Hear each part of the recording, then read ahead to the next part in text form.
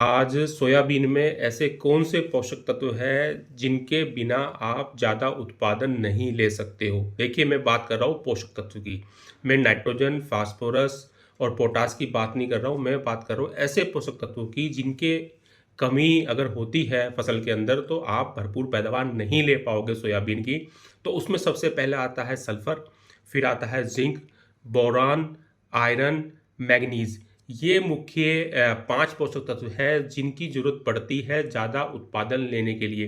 देखिए, अगर सल्फ़र की अगर कमी है तो प्रोटीन और जो एमिनो एसिड है उसका निर्माण नहीं होगा आपकी फसल के अंदर, जिससे पत्तियाँ हल्की पीली होगी, उत्पादन पे प्रभाव पड़ेगा। जिंक की अगर बात करें तो जिंक की अगर कमी है तो जो एंजाइम होते हैं, पौधे की जो ग्रोथ होती है, हाइट होती है, वो नहीं बढ़ेगी, पौधे छोटे रह जाएंगे।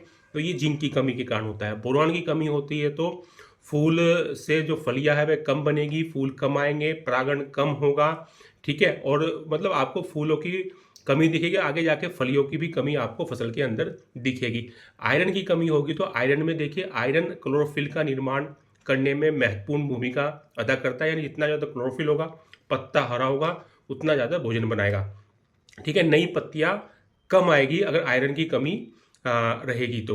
और दूसरा है फिर है मैग्नीज। मैग्नीज की बात करें तो प्रकाश संश्लेषण जो एंजाइम है उनकी उनकी कमी आ जाएगी, यानी पौधा भोजन नहीं बना पाएगा, जिससे आपकी पौधे की जो विकास है, जो उत्पादन है, उस उत्पादन पे फर्क पड़ेगा। तो कुल मिला के बात ऐसी है कि नाइट्रोजन, फास्फोरस और पोटास के अलावा आपको सल्फर, जिंक, बोरॉन, आयरन और मैग्नीज ये तत्व का भी छिड़काव आपको करना चाहिए अपनी फसल के ऊपर। अब आपको ये देखना है कि ऐसे कौन से उत्पाद है बाजार के अंदर जिसके अंदर ये सारे के सारे पांचों पोषक तत्व आपकी फसल को मिले और उचित मात्रा में मिले। वो आप देखिएगा, और आपके पास कोई ऐसा उत्पाद है तो मुझे भी बताइएगा कौन सा उत्पाद है ऐसा जिसमें ये सारे सारे पोषक तत्व मिलते हैं।